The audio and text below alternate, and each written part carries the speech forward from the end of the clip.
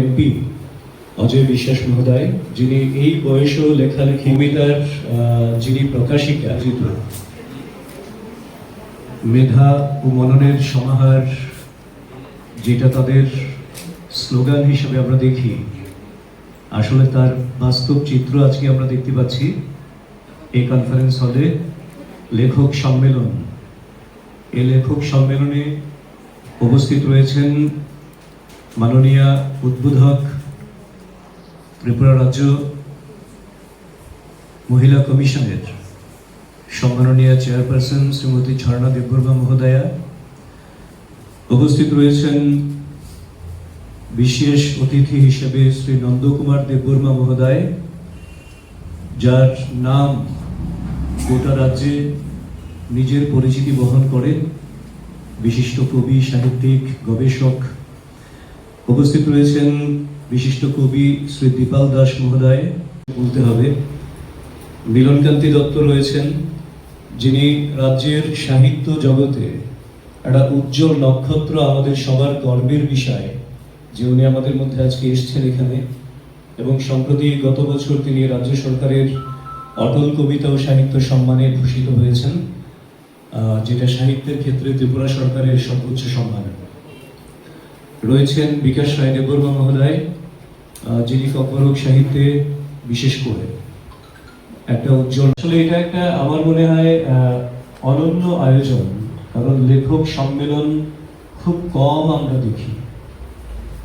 কবি সম্মেলন হয়, লেখক সম্মেলন যেভাবে হয় সেখানে হচ্ছে কবিতা পড়া, গল্প পড়া, এইখানে থেমে যায়।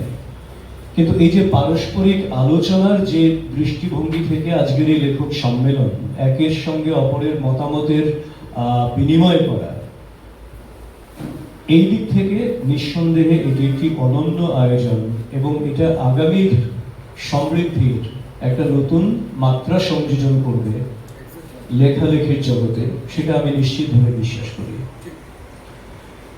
আসলে লেখক বা কবি যারা রয়েছেন, তারা তাদের মননে যা রয়েছে, তাদের সত্তা তাদেরকে যেভাবে পরিচালিত করে, তাদের শব্দগুচ্ছ দিয়ে তার প্রকাশ করেন এবং সেই প্রকাশের মধ্যে দিয়ে তারা চান যা কিছু ভালো তার পূজা কি করে করতে হবে এবং যা কিছু আমাদের আধার রয়েছে তাকে কি করে পরাভূত করতে হবে, সেই দিশাটা যারা দেখান আমাদেরকে, তারা হচ্ছেন আমাদের লেখক কবি যারা রয়েছেন। এবং সমাজ নির্মাণের ক্ষেত্রে বলি, রাষ্ট্র নির্মাণের ক্ষেত্রে বলি, কিংবা সামূহিকতা যেটাকে বলি আমরা, গোষ্ঠীগত পারস্পরিক বন্ধন তৈরি করা, সেই জায়গাতে লেখকদের, কবিদের একটি গুরুত্বপূর্ণ ভূমিকা রয়েছে। কারণ তাদের লেখনীর মাধ্যমে তারা আসলে সমাজকে পথ দেখাচ্ছেন, পরিচালিত করছেন। এবং এই জন্যেই সমস্ত লেখকদের আমরা একেবারে শুরু থেকে যদি দেখি, আজকে থেকে কয়েক দশক না কয়েক শতক আগের থেকেও যদি আমরা দেখি, দেখা যায় সমাজের মধ্যে যা কিছু বিবর্তন হয় কিংবা পরিবর্তন হয়, সেই জায়গায় লেখকদের একটি অনবদ্য ভূমিকা থেকে যায়।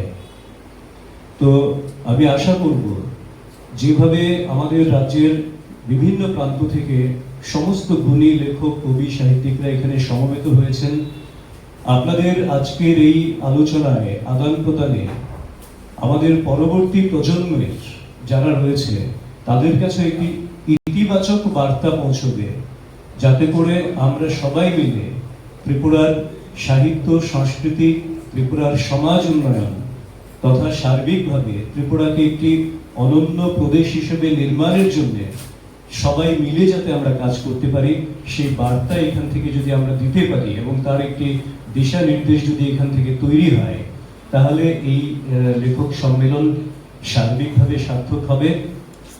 আর একটা কথাই বলবো, আমাদের রাজ্যের শিক্ষা, সংস্কৃতি সমস্ত দিক থেকে একটা নতুন মাত্রায় এখন ত্রিপুরা চলতে শুরু করেছে। এবং সাহিত্যের সঙ্গে সংস্কৃতি এবং সাহিত্য পরস্পর অঙ্গাঙ্গিভাবে জড়িত।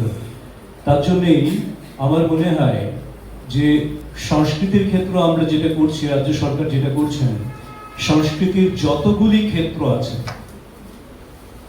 একেবারে দুর্বল থেকে দুর্বলতম ক্ষেত্রটাকেও কি করে শক্তিশালী করা যায়, কি করে আরো সমৃদ্ধতর করা যায়, কি করে তার প্রচার প্রসার করা যায়, সেই বিষয়টা নিয়ে যেমন রাজ্য সরকারও কাজ করছেন অন্যান্য প্রতিষ্ঠানের সঙ্গে, ঠিক এই একইভাবে লেখক সম্মেলনের এই আয়োজন বা এই ধরনের আয়োজন যারা করছেন তাদেরও মূল লক্ষ্যটা একটাই, তাকে আরো শক্তিশালী কি করে করা যায়, আরো সমৃদ্ধতর কি করে করা যায়। কারণ আমাদের মধ্যে একটা অনেকের মধ্যেই, আমরা যারা একটু সিনিয়র আছি, মনে হয় তরুণ প্রজন্ম যারা, আমাদের পরবর্তী প্রজন্ম যারা, তাদের মধ্যে অনেকেই লেখালেখিতে আসতে চাইছেন না, অনেকেই সেই লেখা বা পড়া, যেটা গল্প পড়া, কবিতা পড়া, সেই দিক থেকে একটা বড় অংশ তাদেরকে কিন্তু আমরা সেই জায়গায় তুলে আনতে পারছি না।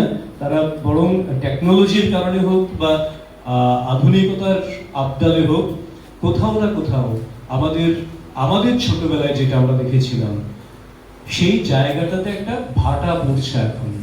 এবং সবচেয়ে বড় ভাটা যেটা আমি ব্যক্তিগতভাবে বিশ্বাস করি, আমরা যারা অভিভাবক রয়েছে একটু বড়, আমরাও কিন্তু বোধহয় কোথাও কোথাও আমাদের ছেলে মেয়েদেরকে সেই রামায়ণের গল্প শোনাই না, সেই মহাভারতের গল্প শোনাই না, সেই শ্রীকৃষ্ণ যে কথা সেগুলি শোনাই না।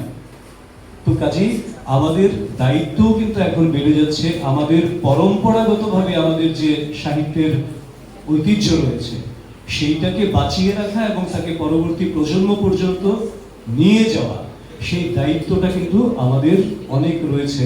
এবং এই জায়গাগুলি যদি আজকে আলোচিত হয়, তার জন্য যদি একটি রূপরেখা তৈরি হয়, রূপরেখা যতটা তৈরি হবে কিছুটা হলেও তো সাফল্য আসবে। কাজেই আমি আশা করব সেই দিকেই এই লেখক সম্মেলন তার আলোচনা সেই দিকটার একটা নতুন দিগন্ত উন্মোচন করবে।